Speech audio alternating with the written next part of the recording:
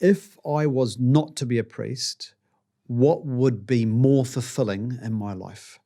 And I can think of nothing.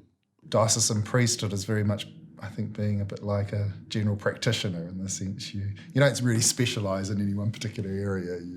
You're required to carry out so many different tasks. The words that we speak, the actions that we do, it may be in the sacraments or it may be through our life, really gives great witness. An average day in the priesthood is unexpected. There's no such thing as an average day in priesthood. Be very much like a family. You have what you know is going to come up, your organised life, your routines, and then you have what's unexpected, and they are often the best times. Prayer is really a foundation of my life, and it is a powerhouse which can enhance and motivate me in the activities of my life.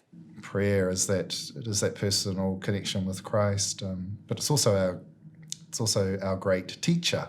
The amazing thing about priesthood is this unexpected grace. You're people-centred, person-centred, and you're dealing with a person at a level that most people don't connect with people at. That's a spiritual level. You just keep being a part of, almost being front seat at God's performance and seeing him at work. The Mass is very much at the heart of the life of a Christian. It's the source and summit of the life of the Church and of the priest. A priest, and I myself, would make sure that I have Mass every day. The bread and butter stuff for baptisms is often, the baby at the font and the proud parents and the godparents. When I was appointed after my ordination, the parish priest advised me to go first funeral service. So often afterwards, people, non-Catholics, other family members have been away from the church, they just reconnect through the ritual of the funeral.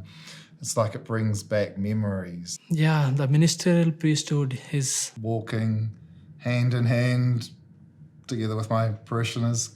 Clearly I have a leadership role, that's true, but in a unique role, that's true, but I don't do that in isolation.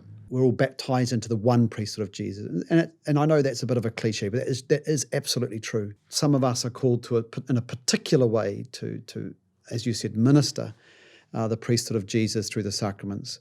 And that is, again, an awesome privilege, as long as that's understood as not a position of power or authority, but as a position of service. You need to point people to Christ, never point them to yourself as a priest.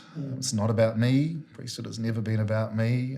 I would challenge you to consider priesthood or religious life, to genuinely, heartfeltly offer yourself to God, to give your life in service of others.